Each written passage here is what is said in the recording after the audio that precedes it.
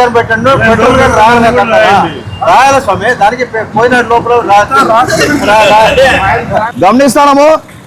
ఈరోజు గత కొద్ది రోజుల నుంచి గ్యాస్ సిలిండర్లు ఇబ్బంది వచ్చింది.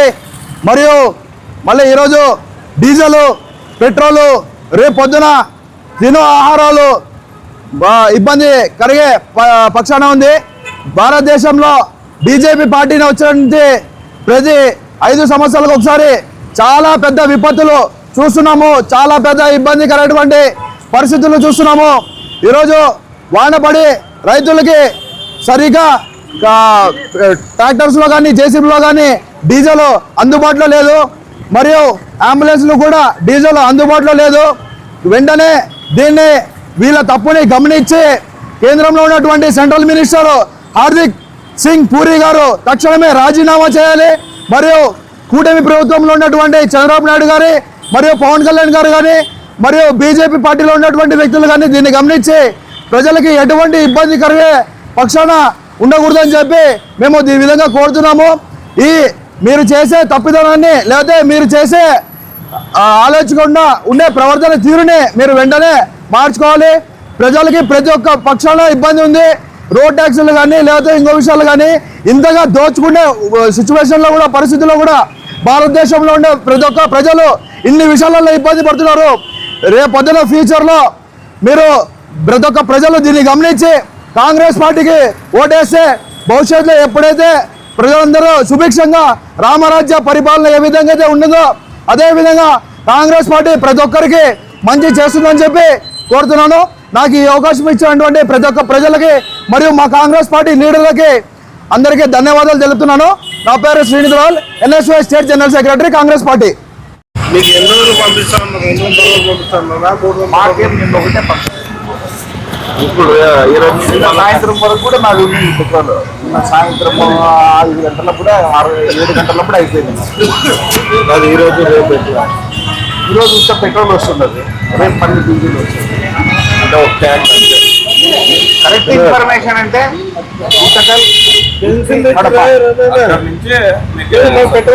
ఏముండదు. కరెక్ట్గా ఎందుకు ఎక్కువ చేస్తున్నారు ప్రాబ్లమ్ అంటే మన గుంటకల్లో మక్కల దొడ్డిలో ఉంది మన ఇంటి దాంట్లో.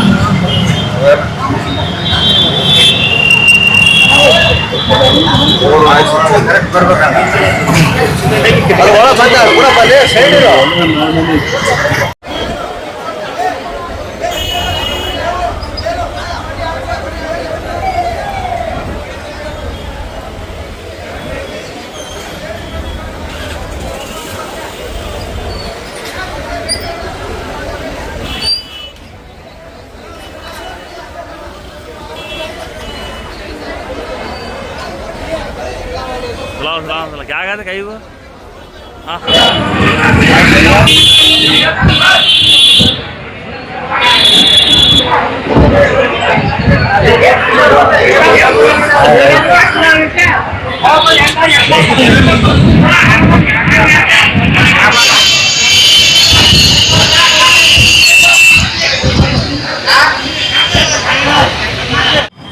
ఈరోజు ప్రజలు ఎంత కష్టపడుతున్నారో ప్రతి ఒక్కరు చూస్తున్నారు.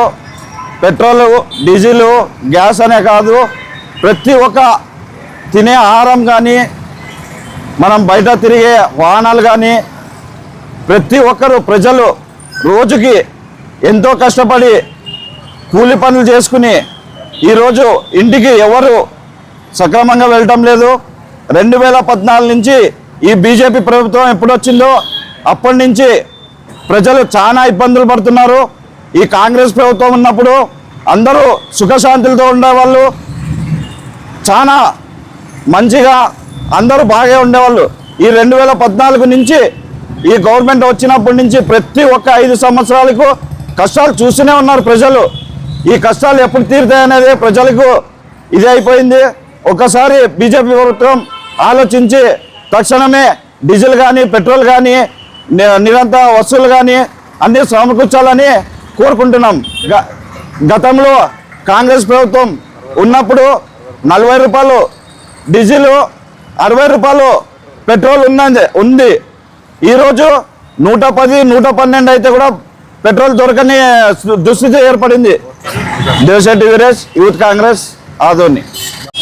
దేశ పరిస్థితి అందరూ గమనిస్తున్నారు, ప్రజలు కూడా గమనిస్తున్నారు.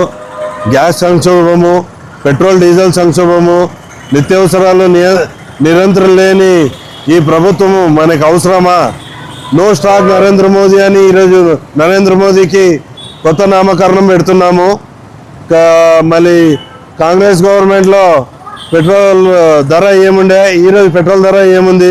కాంగ్రెస్ గవర్నమెంట్లో గ్యాస్ ధర ఏముండే, ఈరోజు గ్యాస్ ధర ఏముంది?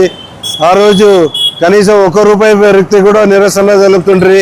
ఈరోజు డబల్ రేట్ అయినా కూడా అందుబాటులో లేని పరిస్థితి వచ్చింది. ప్రజలు దీన్ని ఖచ్చితంగా చూడాలా. మనం కూడా అధికారులను వేడుకునేది ఒకటే, ఈ విపత్తు రాకున్నట్ల చూసుకునే బాధ్యత ప్రభుత్వ యంత్రాంగం ఉంది. ఎందుకంటే ఇట్లా విపత్తు వచ్చినప్పుడు ప్రజల్ని ఆదుకునేది ప్రభుత్వము. ఖచ్చితంగా దీనిపైన దృష్టి పెట్టి ఈ నిత్యావసర సరుకులు అందరినీ అందుబాటులో అందించేలాగా చూడాలి. ఖచ్చితంగా ప్రజల్ని ఇబ్బంది కలుక్కున్నట్లు చూసుకోవాలని కోరుకుంటున్నా. Congress party vice DCC Kurnool Dileep Doka. ఇక్కడ వచ్చేటువంటి మీడియా మిత్రులకి అలాగే కాంగ్రెస్ పార్టీ నాయకులకి నమస్కారం. ఈరోజు ఎక్కడ చూసినా నో స్టాక్ బోర్డుగా మారుతుంది. దీనికి ముఖ్య కారణం ప్రభుత్వ యంత్రాంగం అనాలోచిత ముందస్తు ఆలోచన లేకుండా ముందు భవిష్యత్తు ఎలా జరుగుతుంది, భవిష్యత్తులో ప్రజలకు ఏ విధంగా మనము ఉపయోగపడతాం ఆలోచన లేకుండా నిర్లక్ష్యం వహించి అధికారులు అయితే ఏముంది, ప్రభుత్వ రాజకీయ నాయకులు అయితే ఏముంది, ఈరోజు ప్రజల్ని ఎండలో నిలబెట్టి ఇబ్బంది గురి చేస్తున్నారు. జిల్లాలో 133 బంకుల్లో దాదాపుగా 60-70 బంకులు మూతపడ్డాయంటే దీనికి ఎవరు తల వంచుకోవాలో అర్థమైపోతుంది. ప్రభుత్వం ఖచ్చితంగా దీనికి సమాధానం చెప్పాలి. ప్రజలు ఇబ్బంది పెడుతున్నటువంటి ప్రభుత్వం ఎప్పటికీ మేలు చేయదు. ₹1 పెంచితేనే రోడ్లెక్కి సిలిండర్లు నెత్తి పెట్టుకొని ధర్నా చేసిన బీజేపీ ప్రభుత్వం ఇప్పుడు దీనికి ఏమని సమాధానం చెప్తుందో ప్రజలకి వేచి చూస్తున్నాం. కాకపోతే ఈ పెట్రోల్ డీజిల్ కొరత లేకుండా ఇలాగే ఉంటే మాత్రం నిత్యావసర సరుకులు పెరిగి కూడా జనాలకి ఇబ్బంది కలిగే అవకాశం ఉందని మేము హెచ్చరిస్తున్నాం. ప్రభుత్వాన్ని ముందస్తుగా అధికారులు కానీ జాగ్రత్త తీసుకోవాలని చెప్పేసి మీడియా ముఖంగా నేను తెలియజేస్తున్నాను. నా పేరు మారుతిరావు, యువజన కాంగ్రెస్ రాష్ట్ర ప్రధాన కార్యదర్శి.